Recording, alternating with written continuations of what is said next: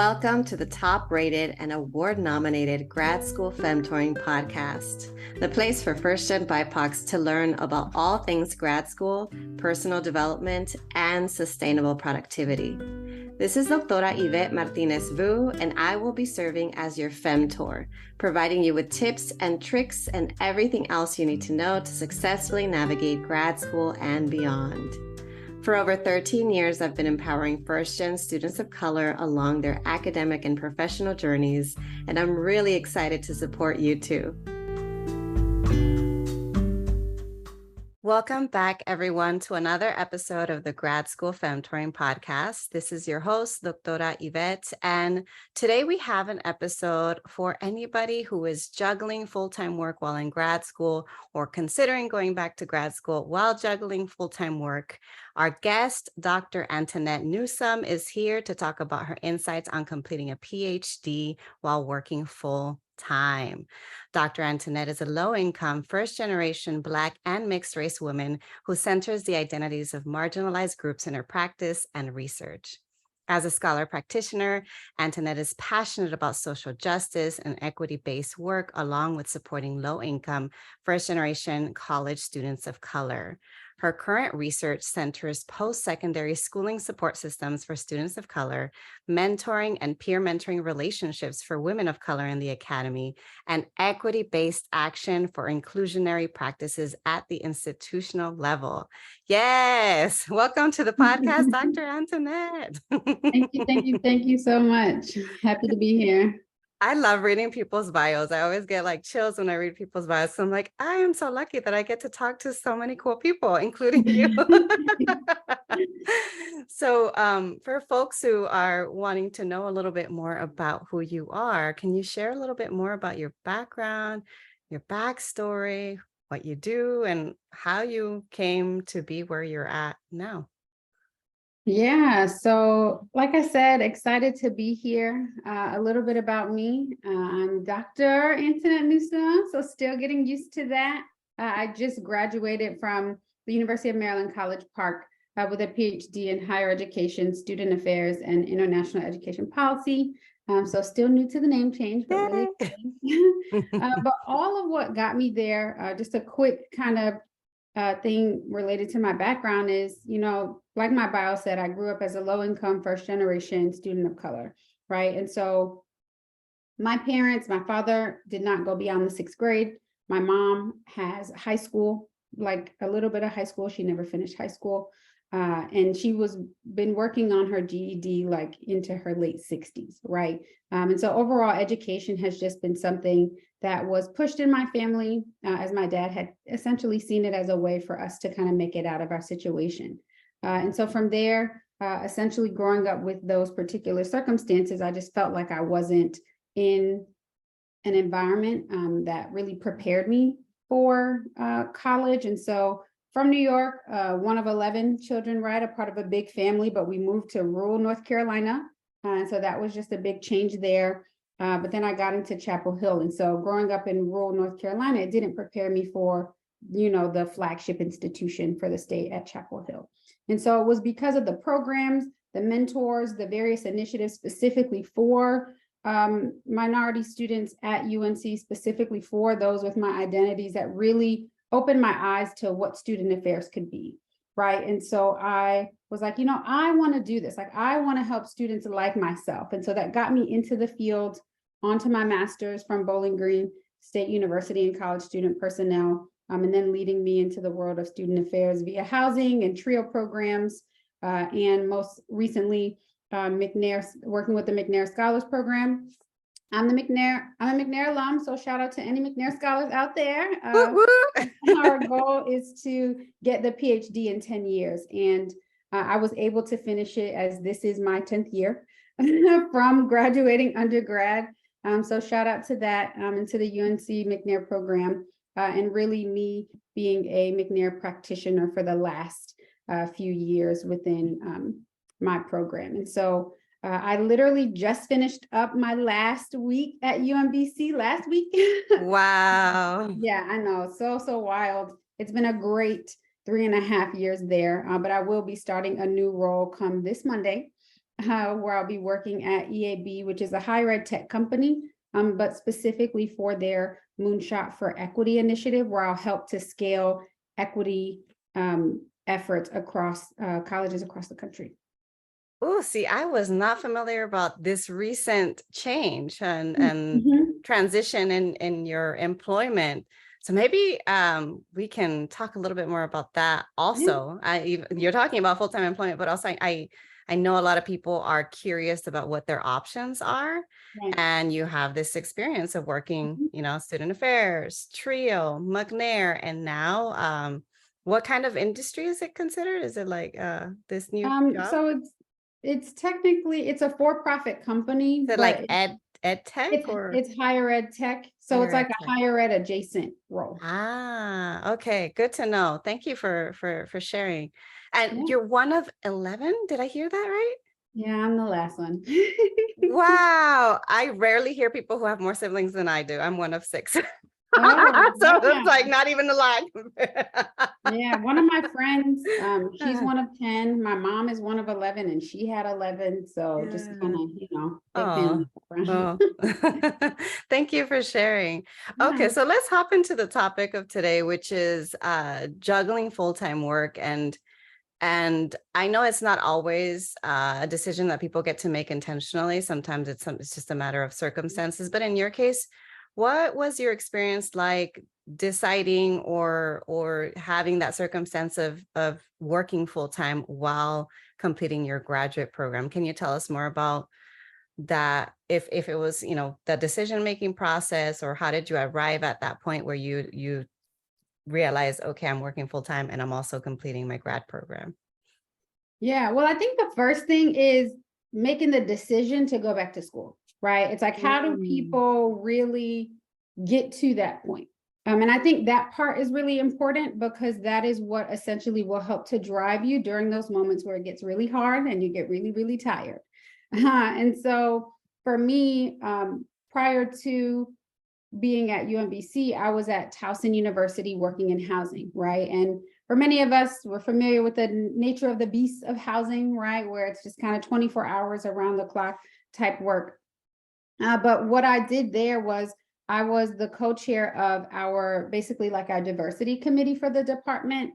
And so I did a lot of like professional development with my team. And so we did a lot of reading and a lot of learning and a lot of processing, right? So that we could really curate and develop these initiatives to help our students related to DEI work.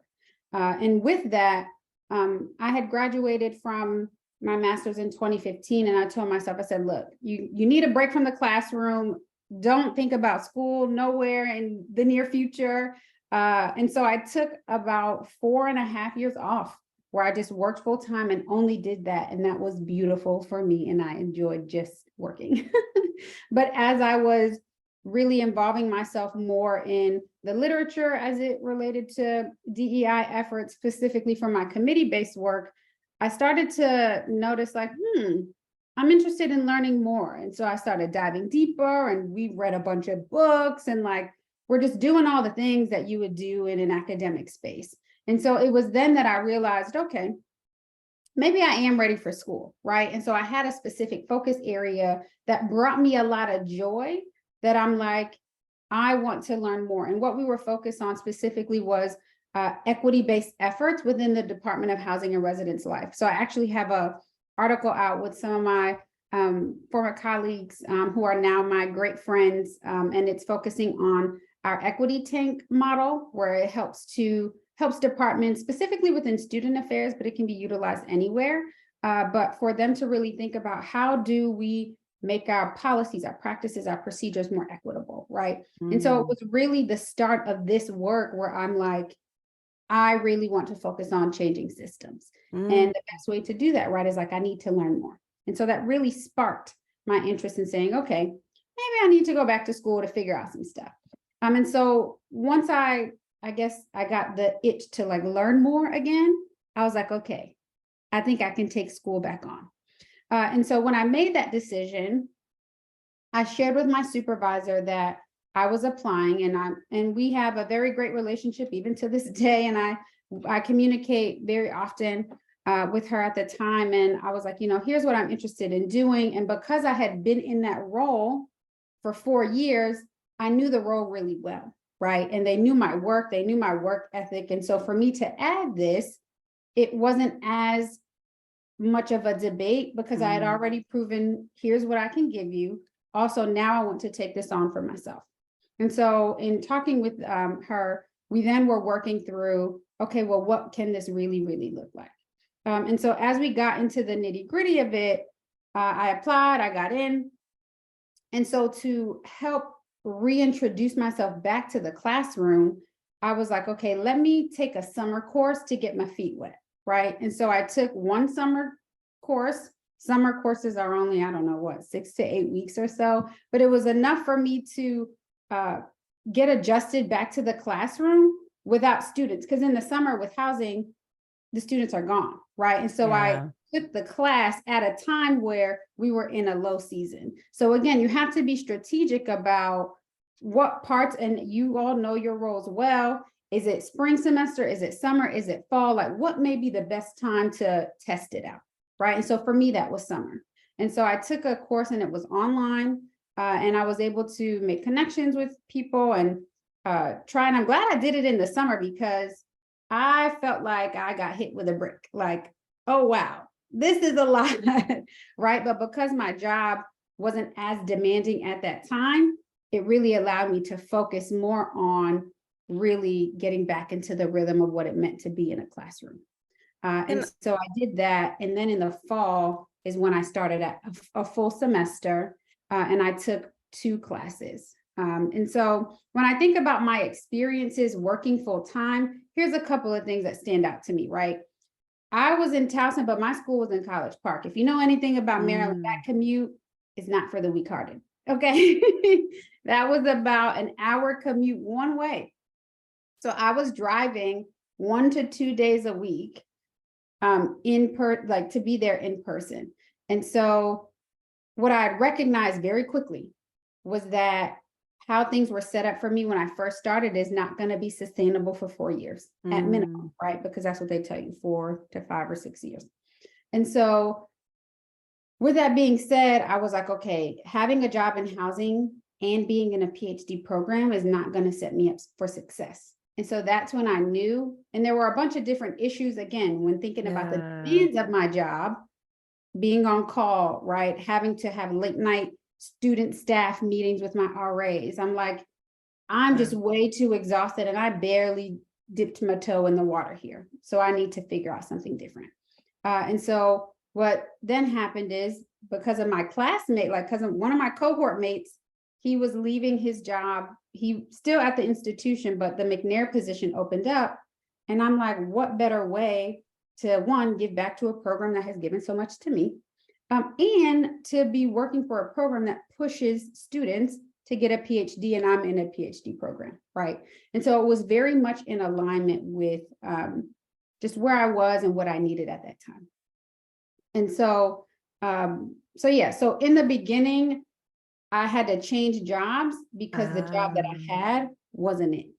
And with me changing jobs, there were very important elements that allowed me to thrive. And then I'll say this, and then I can pause and see if there's anything else. But for me, into the new job, as I was interviewing for UMBC, I made it very clear to the hiring manager. I don't know who I thought I was a little bold, but I was like, look, I'm in a PhD program. I want to make it very clear that I have every intention of finishing within 4 years. I was like, and what that means is that I can do this job full time, but I plan to go full-time student once I get to my dissertation phase. Now I kept myself full-time the whole time because, life happens, things change, and we can talk about those things. But going into it, I wanted to work full-time only for the coursework time, and then to be a full-time student because the dissertation, as they tell you, takes time, you need focus and all those things. So that was my original plan. But I went into it being very clear about what my intention was so that as they made a decision about me as a candidate, you knew where my energies were, right? And Michael, my supervisor there, even shared with me, he was like, honestly, he said, I was concerned about that. And I thought that you would prioritize school more than you would work. And he was like, but honestly, you have challenged that very thought, right? And so I was able to balance both for many different reasons, a lot of it really having to do with his support. But it really just did take me, one, advocating for myself, being intentional and clear about my goals, and then communicating that to all of those involved as I went along the way. And my supervisor, Michael, really being open to what it was that I needed and adjustments that I needed to make. So I don't know if you have any new thoughts before I keep going, but I wanted to pause here for you. Yeah, you shared a lot. When you shared about even the process from arriving at feeling like you've got this itch of, and then like following that intuition or that itch of like, I want to learn more. So I'm going to I was curious about the testing out process, because I'm always thinking about my listeners, and if they're thinking, well, maybe I want to test it out. What did that look like? Because had you been admitted into a program at that point, or did you take some sort of extension course or different? Like, how did you, when you said you tested it out in the summer? Yeah, so I was already admitted into the program. And so instead okay. of allowing the fall semester to be my adjustment back into the classroom, I was like, I need to sort this out in the summer to really see, because I had been out of the classroom for 4.5 years. And you had the option to take a summer course for this program you got into. Yeah. Good to know. Okay, so just note to self and note to the listeners about that. So you tested it out, then you realize, okay, circumstances are going to make it really hard to juggle this job with this huge commute in this other campus, your program. You applied to a new position, and you were very, very firm about these are my needs. This is what I plan to do, my expectations. This is what I can provide for you. And thankfully you had a very supportive supervisor, Michael, who we're going to have on the show as well. So they'll get to hear more about him later. Yeah. Shout out to Michael Hunt. So, okay, that's really, really helpful. Now, once you were in your program, you said you were working for McNair. What was that process of strategies for juggling the two? Are there anything that you felt like, oh, this is what worked, this is what did? I know clearly one of the things that you mentioned was being clear about your expectations and probably boundary setting. But no, you tell me, like, what was that process like of juggling the two? What helped you be successful, and what were some of the challenges too? Yeah. So what helped me was really figuring out what it looked like to adjust my schedule. So a lot of my classes were during the day, whether that's like 11 to 2:45 or a 4:30 to 6, and then somewhere at night or whatever. But it really took me, one, figuring out what classes I needed to take and when, because for my program, they only offer certain core courses like every other year, right? And so you have to take it then, or you'll kind of miss it and have to wait. But really figuring out what were the courses that I needed to take and where did they fall. And so for me, most of them were either a Tuesday, Wednesday, or Thursday. And so I had shared with Michael, hey, here's the schedule. And what I tried to do was either I tried to get like courses on the same day to where maybe it was like one day, because then I get to use paid time off. If I'm using paid time off, that's time that I earn. And I think a lot of people are afraid to use the paid time. I don't know why, right? I think it's hard for people to take off, but I very much use that to my advantage to either use paid time off or to ask for accommodations within my hours, right? And so for McNair, we have a lot of weekend programming, especially at the beginning of the semester. We work Saturdays, we work Sundays. And so I was able to, let's say I had a class on a Tuesday, but we work Saturday, I just swap the days, right? And so if your job calls for weekend work, asking your supervisor, like, can you just adjust that time to then swap it for the days that you have class, if that makes the most sense for you. But again, really thinking about like, what days do they fall on? Can you be strategic in terms of like maybe having things closer to the end of the day that make it more flexible, people being more open to adjusting? Or do you need to start your workday sooner, right? Like, do you need to start a little earlier because you're leaving later or whatever the case may be? And you also have to consider travel time, right? If that's necessary. And so do you have flexibility to where maybe on the days that you have class and your school's closer to your home, can you work from home that day, right? And so it was really also thinking about the logistics of all of that too, and trying to balance, that kind of stuff, like working from home, which Yeah. came later in my program. But yeah, so thinking about it that way. So talking with my supervisor about my schedule, figuring out what that looked like.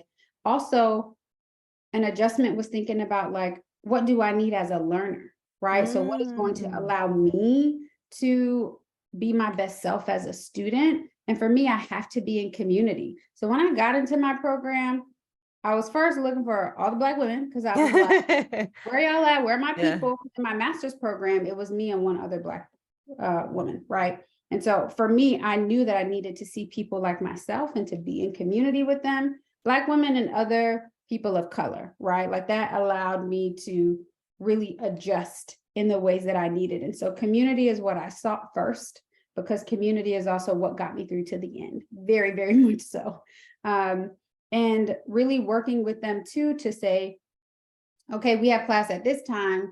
Do we want to do work after or on another day, right? And so really working with your peers, working with your cohort, or whoever is kind of in your community to say, hey, I need accountability in this way. Like, can we make this happen, right? And so what was challenging at first is that when I lived in Towson, proximity became an issue because it was just too far.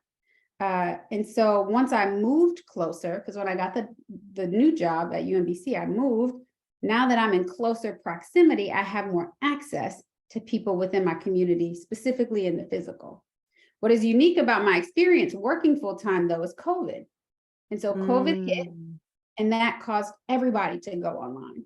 And so with that being said, we had to find community in different ways, right? Via Zoom, being more consistent in how often we met online, or whatever the case may be. But that really shifted a lot of like how we strategize then, to kind of work through some of those challenges. And with COVID, there was grace given in different ways, right? Everybody adjusting to this drastic change that no one has ever experienced in our lifetime. And so I would say, kind of making that adjustment was a bit challenging, understandably so, right? Like really figuring out, okay, now I need a new sort of like consistency, and what does this look like in this virtual space? And that had happened for the latter half of my coursework. Wow. Yeah, that is a big change. Some of the things that I heard you say, going back to initially advocating for yourself in the workplace, Mhm. and then also figuring out what your needs are, you said, as a learner, and knowing that you needed community. I'm curious if there were ways that you advocated for yourself within your program and department, or if Mhm. they were even aware that you were working full time, because Mhm. I know that sometimes that's discouraged, or Mhm. sometimes folks choose not to disclose about their personal life and other commitments because they don't want to be viewed as, I've heard from professors, not very supportive professors, who view these things as quote unquote distractions, even though for a lot of us, it's a way of making ends meet and a form of survival. Mhm. So Mhm. I'm just, putting that aside. I'm just curious if to what extent did you talk about this, or did you advocate for yourself within your program? What did that look like? Yeah. So interesting enough, my cohort, we were 7, and we were kind of sort of 50-50, right? Oh, 50 full-time workers, 50 full-time students almost, right? And so half of us work full-time within the USM system, which is our state of Maryland system. And then the other half were full-time graduate students. And so it wasn't odd for us to work full-time.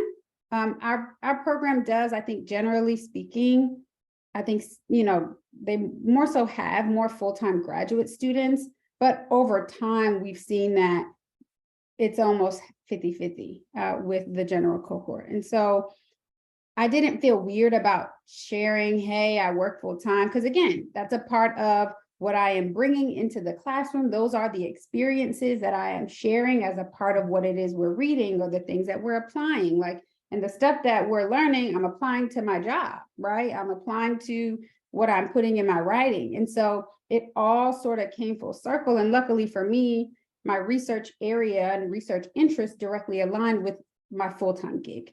And so I would recommend to all of those listening, as much as you can connect your current role to what it is you want to focus on while being in school, that made a lot of the coursework, a lot of the assignments, just a lot of everything a lot easier, because I'm aligning what I'm doing in my day-to-day with what I'm doing at night, which is reading and writing.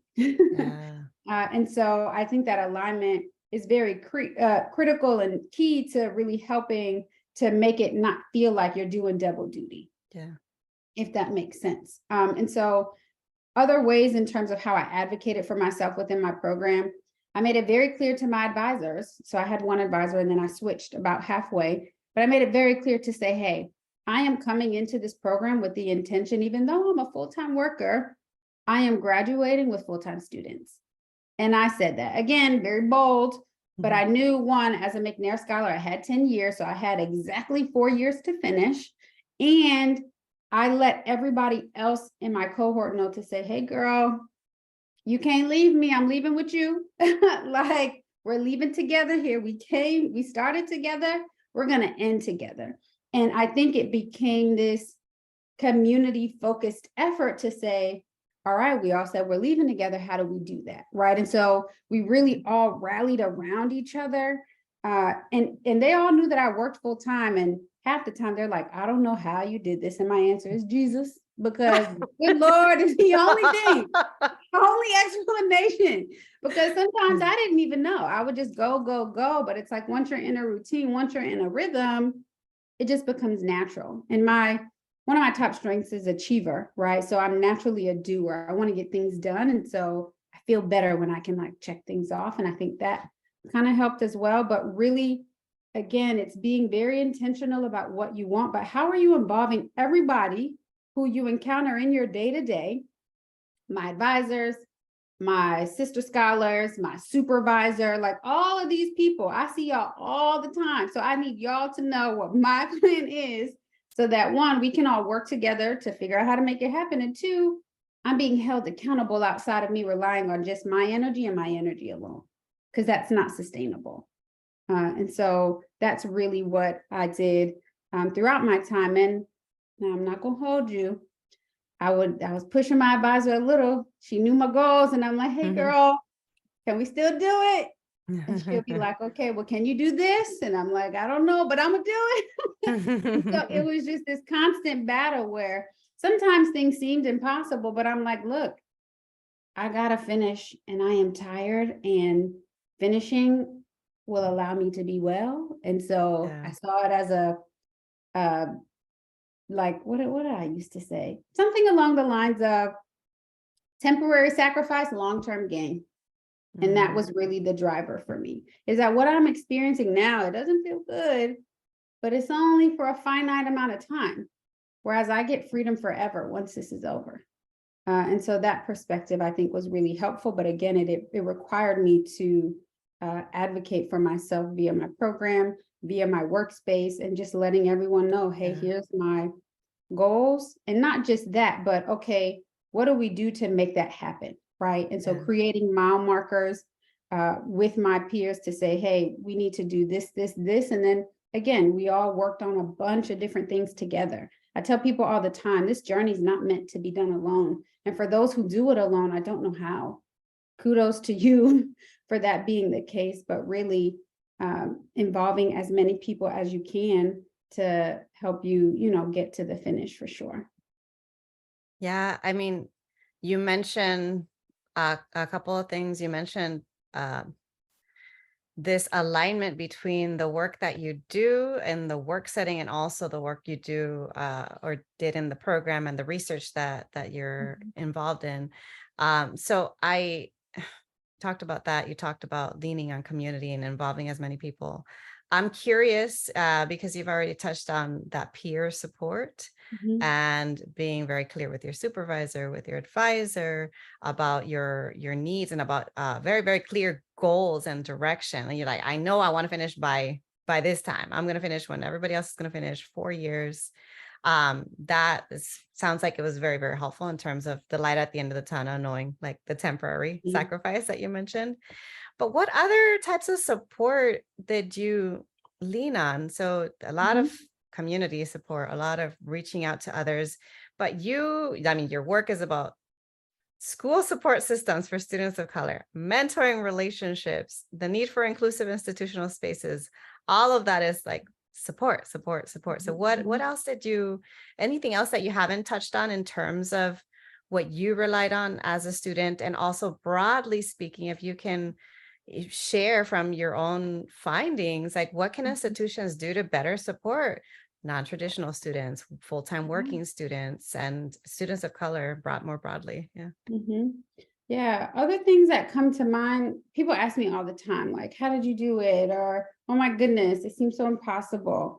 And I tell people, one of the main pieces is, what are your non-negotiables? Like, forget school, forget work, like you as a whole person, what are things that keep you grounded? What are things that keep you centered? And what do you need to do to remain your most healthiest self, right?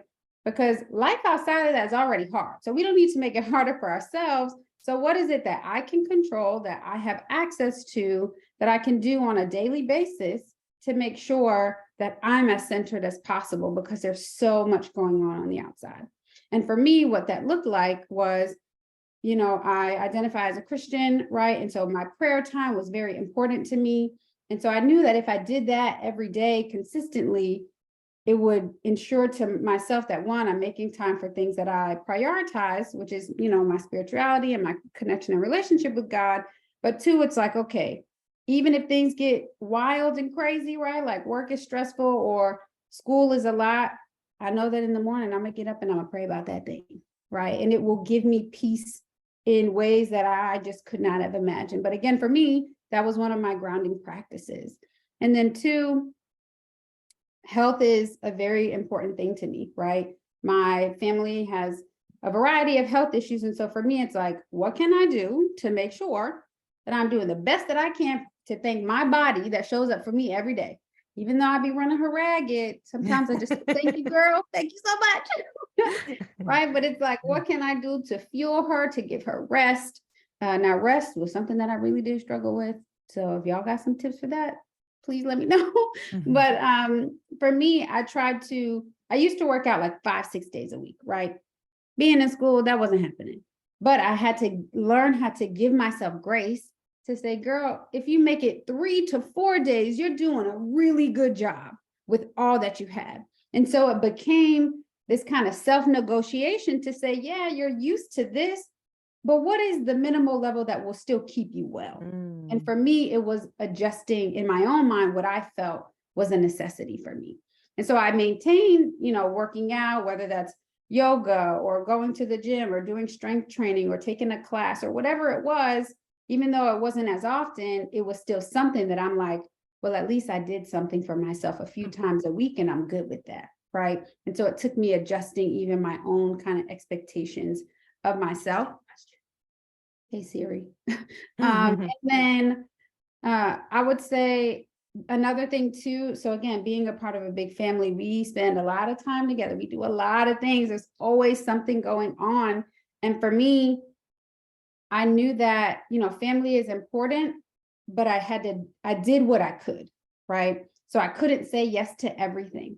And so I shared with my family, hey, y'all, in this current season, what I need is for you all to kind of help me, right? And even sharing with my family, we do different things over the holidays. And so I would commit to the big things, but something like 4th of July and fireworks. I very vividly remember taking my comprehensive exams and I'm like, I would love to go.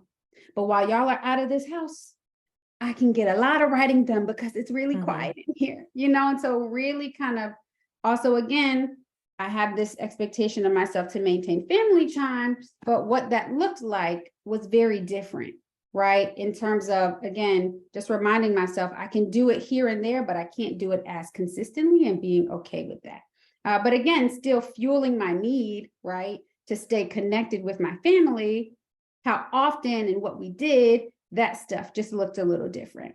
And I would say my family, they showed up and showed out. I would have them, hey, y'all, I need to take a 30-minute nap and I got to get back to writing. Can you call me, or can you give me a wake up call? Right. So again, it really is involving all areas of your lives, like in this process as much as you can. And so keeping those, just reminding yourself, or even reflecting to yourself, like, what are the things that allow me to feel centered? And for me, it was my spirituality, my health, and my family, right? And making sure that if I don't do anything, if I touch on these 3 things throughout the week, then I will feel okay, right? I might not be at my best self, but I will at least be at a solid standard to where I can still take on anything else that comes.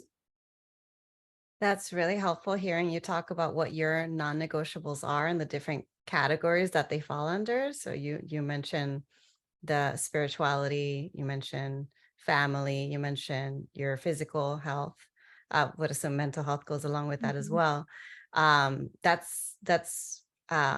It brings to mind when I work with students, especially graduate students, a lot of times the reasons they might be struggling or they might be stuck is because they're not making time for those other categories in their life, or maybe they're unclear about what their non-negotiables are, what their values are, all the things that really matter to them, or they've lost sight of that, the reason why they decided to pursue a graduate program in the first place. So we're getting close to wrapping up, and I want to ask you about thinking about students, current students who are listening to this, and maybe they too are juggling full-time work, or they're considering it. What advice would you give to them, to first-gen BIPOC students who may be struggling or who are considering going back to school, maybe working full-time while in a graduate program, or anything of the like, anything or in between?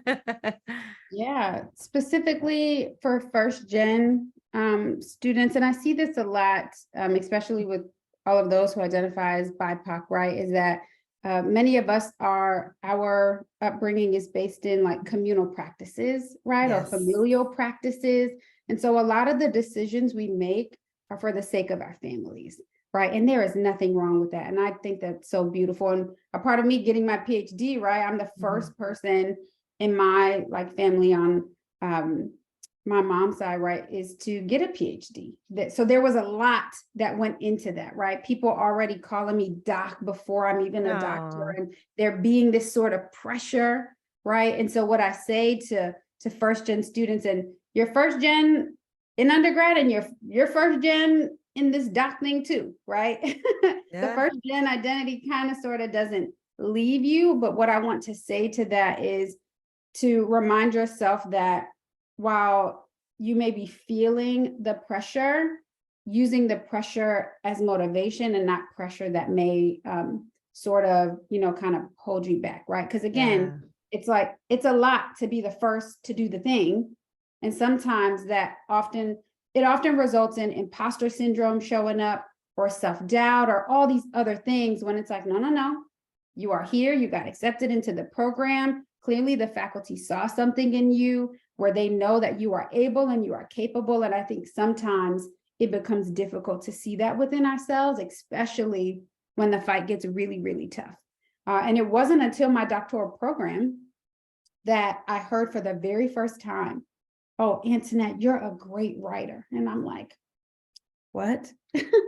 And my professor was like, yeah, like you are. And I never felt like that. Like in my master's program, I had a professor, he was a white male. And he always was like, oh, you got to get better. And he would help me learn new words and build my vocabulary. Love him, great person, but I never felt like I knew how to do the thing. And it wasn't until my doc program where a Black woman faculty member, right? So hearing it from her specifically as another Black woman to say, hey, you do great stuff. And she very explicitly said, you've been socialized as a first-generation low-income Black student to not feel like you are adequate. And so what I say in terms of advice is that while our socialization experiences have fostered these passions and this desire, just reminding ourselves that we are not, right? what we've been socialized to think, and that we are so much greater than that. And people see abilities in ourselves that we don't even see. And it's not until we put ourselves in these spaces where you're connecting with faculty and you're in doc programs where people are like, you know, you're really good at this. And I'm like, all right, yeah, I am, right? And so really taking on the goodness of that, and not allowing those identities, which oftentimes people see as kind of a negative thing, to really be what empowers you. And like being low income first generation and a Black and mixed race woman, like that is my superpower. You can't tell me that I can't do nothing, right? Because there's a lot that I see that I can do with it to really help shape and change, you know, college campuses for the better, to make it more equitable for people like me. And so I want to share that. And I want to also go back to the idea of us making decisions for our families. It's like our families love us and we love them. But sometimes we have to make the hard choices about what is going to be best for us. Because while it may be difficult to make that choice, again, it's one of those things where it's like temporary sacrifice, long-term gain. I know a lot of students struggle with, well, do I go too far? I don't want to go too far from my family, right? But this is a great opportunity. And so there's all these internal struggles about like personal priorities, yet professional priorities, and how do you kind of get to meet them in the middle?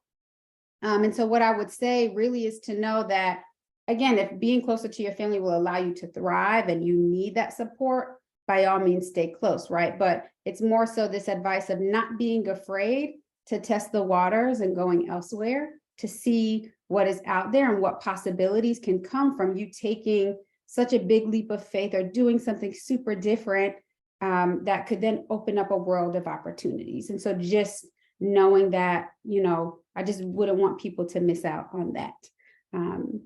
So hopefully that is helpful for folks. Great. And before I forget, I do still want to circle back to your recent transition. You mentioned just finishing your program and you're about to start a new position. And I hear all the time from folks who want to hear more about what are my options with a PhD? What kind of jobs can I get?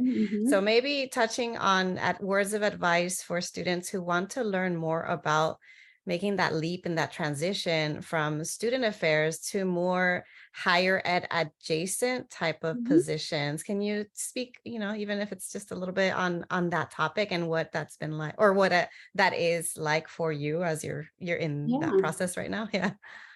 What I would say is, as much as you are able, take advantage of the opportunities that come to you as a graduate student, right? So for me, while I worked full time, I also was able to take advantage of some research assistantships and some research experiences that opened my eyes to what it was that I could do outside of just being a faculty member. Like I TA'd for a course, and while that was a great experience, I also know that teaching in a classroom is not what excites me every day. So I knew faculty route was not for me. And oftentimes our training is to go faculty or to go research-based, right? And so for me, I recognized that I had more interest in being, I'm just more research-oriented, right? So if there is a problem, I'm solution-focused, and research helps us to find answers to these solutions. And so from these experiences that I took advantage of throughout my time in the program, and the one little side note I want to say to that is, you don't have to do every opportunity, and opportunities come back around. So my advisor shared with me, you don't have to do everything.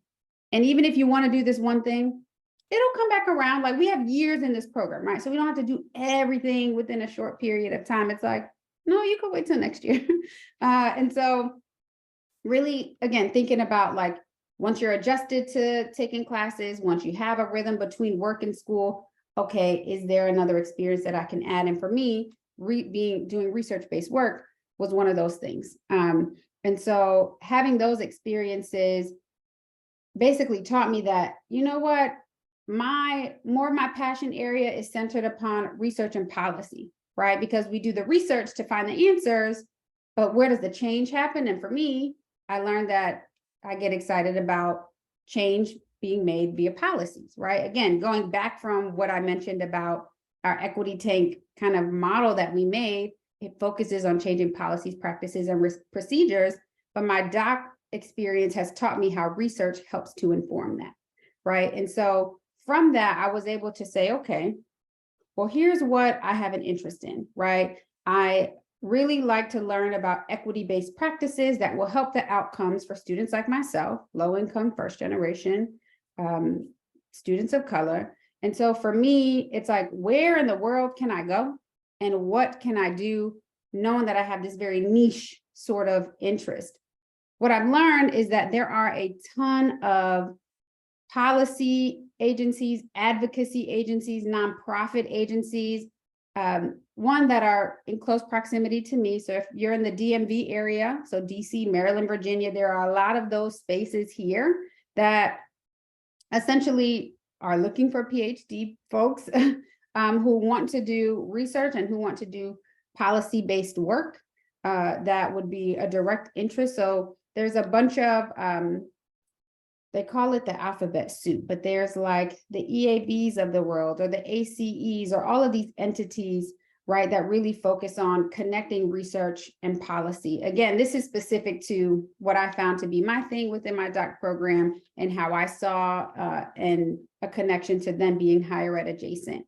And so for me, looking for specific research analyst type roles was what I was looking at, as well as consulting. So my role technically is a consulting based role where I'm focusing specifically on an equity based initiative. It's called Moonshot for Equity through EAB. And so with that, I help to scale 15 best practices, equity focused practices to college campuses across the country, right? So I'm working with presidents and deans and other senior leaders at institutions to say, hey, here's how you can make your college environment more equitable for this population to help increase their outcomes. And so it was very much in alignment, one, with my dissertation work, and that really showing up in this job, this new job that I will have, but it really took me exploring options outside of higher ed institutions. And so all of my training has been at primarily four-year institutions. My dissertation work was at a community college, and so that was new for me. But being able to kind of include all of those interests in this role that allows me to serve as a consultant for senior leaders at college campuses to help scale equity-focused efforts. So depending on what you want to do, going higher ed adjacent, I would say to kind of look at those policy advocacy nonprofit type agencies that serve higher ed institutions, and there's a bunch of different options and just different roles that you have that still keep you connected to higher ed based work just outside of a college campus. That's really, really good to know. Do you have any other closing words? And if not, I would love for folks to hear about how they can reach you, connect with you, or support you in your work. Yeah, so you all can connect with me on LinkedIn. I have social media, but it's not, I don't really use social media, and I should probably be better at that. Y'all, I'm gonna do better. Hold me to it, okay? Social media is not really my thing, but LinkedIn for sure. You could send a message. I'm starting to be more active up there. You can also reach me by email. You could send it to acnews, so ACNEWS at terpmail, terpmail.umd.edu. Email is also another quick and easy way for me to kind of reply. I know that seems more formal, but it works for me as I transition into doing more via social media. But LinkedIn and email for sure are the two best ways to reach me at this time. I'll make sure to add both to the show notes so they can easily access that. Well, thank you so much, Dr. Antoinette, for sharing your wealth of wisdom, knowledge, experiences, everything that you shared today. I know folks are going to gain a lot from what you shared. I really appreciate you coming and sharing all of this with us today. Yes, awesome. And thanks for having me. And I hope that it helps. And for all of those out there who are working full time and in doc programs or thinking about it and are unsure, please help. Please just reach out to me. I would love to help as much as I can. A lot of people have helped me throughout this process, and I just want to be able to pay it forward to others doing the same. Thank you. Thanks so much for joining me in the Grad School Femtoring podcast. If you like what you heard, here are 4 ways you can support the show. The first is to make sure you're subscribed and leave a review on Apple Podcasts. The second way is to get your copy of my free Grad School Femtoring resource kit, which includes essential information to prepare for and navigate grad school. You can access it at the link in today's show notes. The third way to support my show is to follow me on social media. You can find me on Instagram with the handle @GradSchoolFemtoring and on LinkedIn by searching my name. The last way to show your love is to sign up to work with me via my Grad School Femtoring Academy, my group coaching program for first-gen BIPOCs seeking to work on their personal growth and gain sustainable productivity skills. You can learn more at gradschoolfemtoring.com/academy. Thanks again for listening, and until next time.